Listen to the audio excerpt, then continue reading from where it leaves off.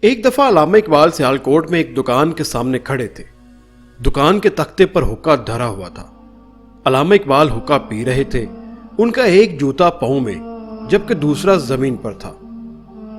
اتفاق سے ان کے استاد مولانا سید میر حسن شاہ ادھر سے گزرے۔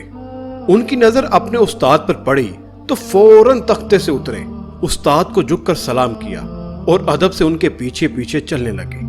حالت یہ تھی کہ ایک پاؤں میں جوتا تھا، دوسرے میں نہ تھا۔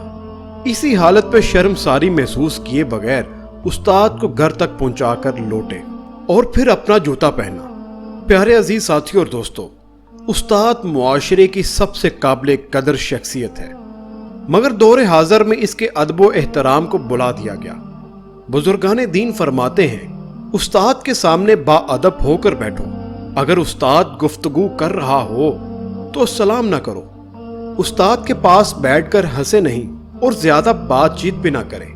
استاد کے پاس بیٹھ کر دوسری طرف متوجہ نہ ہو۔